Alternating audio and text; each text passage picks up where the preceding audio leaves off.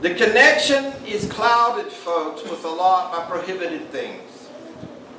And this is why this is a week that if you make efforts, Allah will reinforce and fortify your efforts.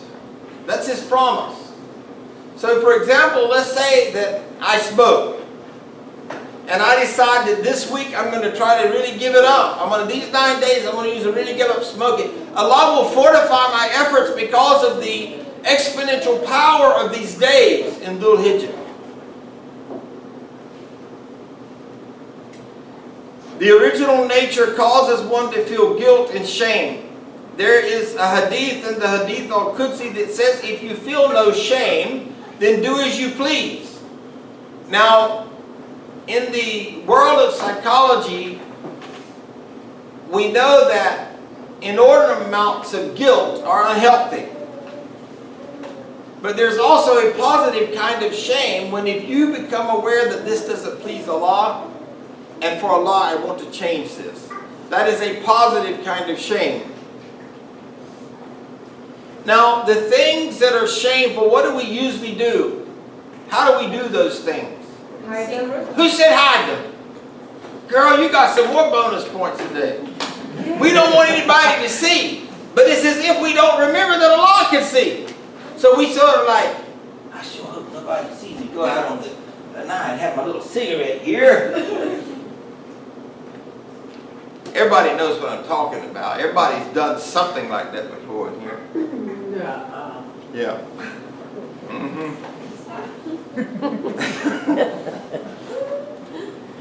Tazkiyah is the second highest value in the Quran. After Tawheed, the discussion of purifying yourself from the things that don't please Allah is discussed more than anything else. The Quran and Sunnah, the authoritative sources of Islam, emphasize purifying the soul repeatedly. If these divine sources emphasize something, it must be important for us because Allah wishes to guide us. Surah 87 and verse 14 says, prosperous are those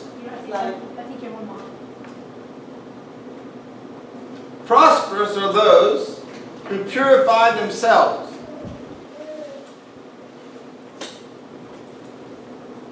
Prosperity, we often think of prosperity, we measure it in the material world. In other words, I'm going to make an investment in the Harvard amount of funds, and I want a 21% return on my money. Well, look what Allah promised you as a return on your investment, how prosperous you can be if you invest in Dhul Hijjah, that inshallah will come in tomorrow. I'd be on the lookout for this special sale, this special benefit time. And I'd make sure that if that new moon came in tomorrow night, if I could find out, I'm either going to start fasting on Tuesday or I'm going to start fasting on Wednesday. I'm going to really up the ante on my good deeds, and I'm going to up the ante on trying to avoid the prohibitions. Prophet Muhammad ﷺ was sent to purify and sanctify the souls so they could worship their Lord. Can you really worship if you're not pure? Genuinely think about it. When you go and you get ready to stand in salat, but as you're standing there, you're thinking, well, last night I smacked my wife. She'll learn. But I'm saying, alhamdulillah, all praise is due to Allah, Lord of all the worlds, the most merciful and the compassionate. And them children, when they came in and they told me so, I came down like a Georgia thunderstorm on them, alhamdulillah. Ar-Rahmanir Rahim, Maliki Yawmiddin. Ruler, I acted like a ruler. I mean, how can we worship? Shaitan. How can we, if you're not pure, is your worship not affected adversely? Do you not think about those things? Shaitan. Shaitan make us.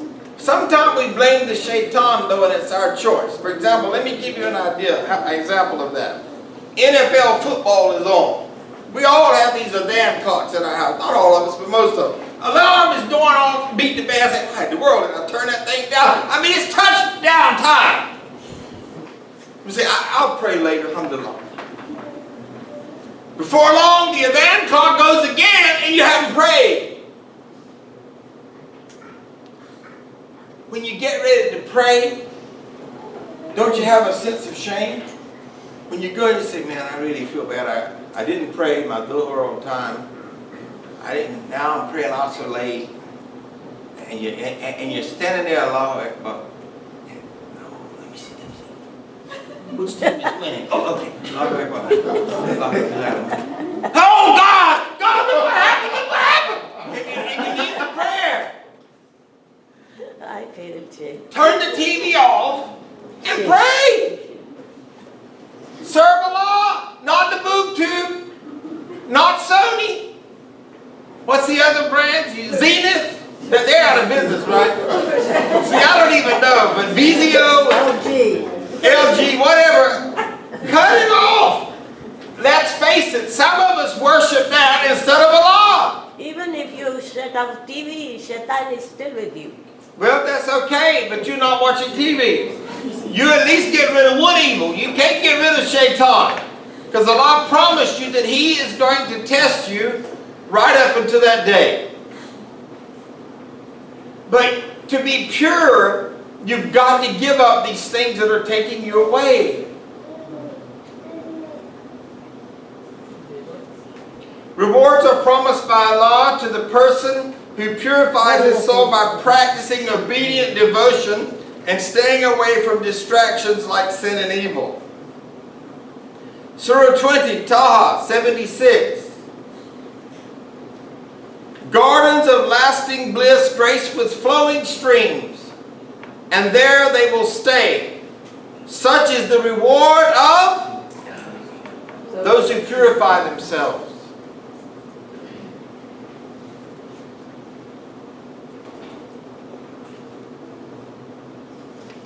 Part of Islam is purifying yourself. It is part and parcel. It's like the Boy Scouts. We've got a Boy Scout, a Cub Scout here, mashallah. A Weeblo. And what's the motto of the Cubs, of the Weeblo? What's the motto? Say it. Do your best.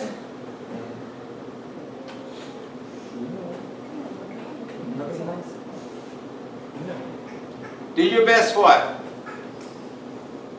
I know that the Boy Scouts says be prepared. What's the Weeblo? Do your duty to honor what?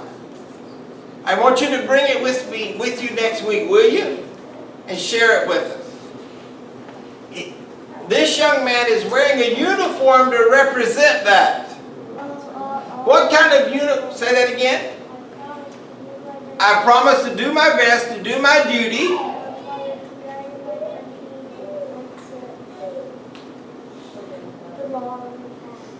Right. I want you to, would you come and read that for us next week? Okay, I want you to come up front with me and read it to everybody. This is an organization training young men. We're not even teaching this in the masjid. I'll do my best to do my duty to God and my country. Never mind, what about your soul? Surah Al-Shams, consider the human self a personality and how it is formed in accordance with what it is meant to be. Was your body meant to be a chimney? No, if it was, Allah would turn you upside down and make you smoke your nose a chimney. That's funny. It's supposed to be. It's a good thing I'm not paid for my joke. What it was made for.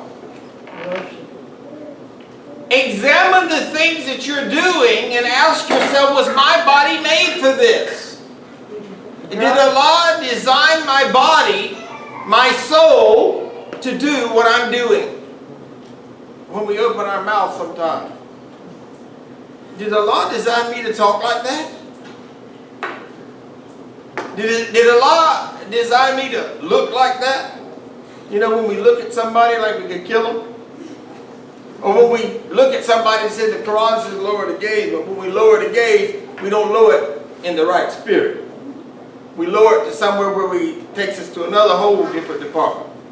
And I think the men know what I'm talking about here. And maybe the women do too. And how it is imbued with moral failings as well as with consciousness of God. To a happy state shall indeed attain he or she who causes this self to grow. Let me ask you this question, folks, because our time is almost up today. And I don't want to see any show of hands here. But I want you to look inside your heart and answer this question. Can I truly say that I am trying to make this soul grow and be what it was designed to be? Allah subhanahu wa ta'ala said, I created men and jinns for naught except To worship me. to worship me. So ask yourself that question.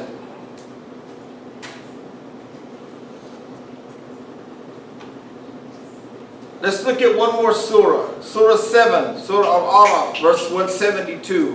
When thy Lord drew forth from the children of Adam from their loins their descendants and made them testify concerning themselves, before your soul was ever breathed, your ruh, into your mother's womb, you testified that there was one God and that your soul was actually made to serve Allah.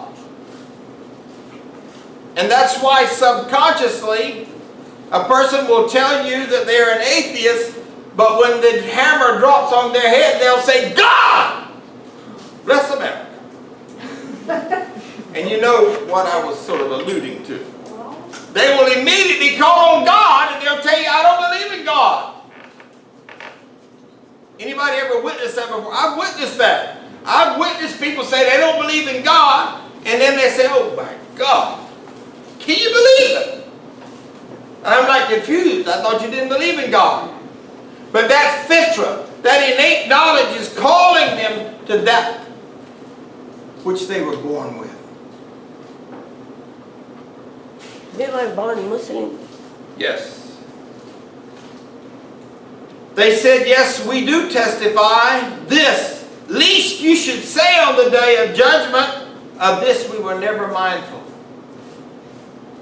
Are we still doing that? Allah said, let there be no change in this soul.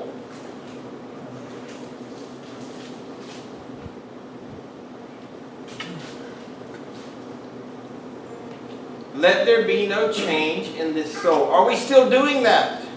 Are we reminding ourselves that when our nature originated in the very idea, the ideology, the thoughts of Allah, we testified that there's going to be this day of judgment, and I testify that you are my Lord. How do we testify that Allah is our Lord?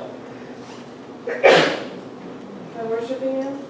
By worshiping Him, by obeying Him. If He's not your Lord, you don't obey Him. In other words, if I had a slave in the plantation days, and he'd say, Lord Sykes, if he didn't obey me, I'd sell him to somebody else.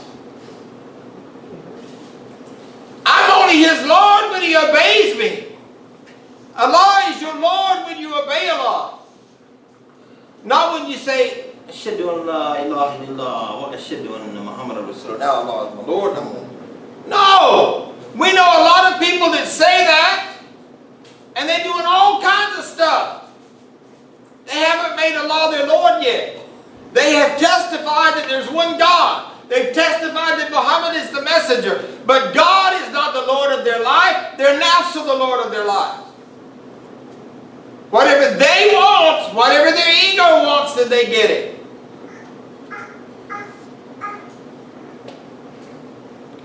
Each individual is in the posterity of Adam, had a separate existence from the time of Adam.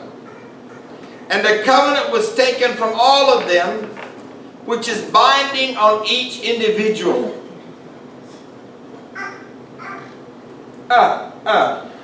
Yes.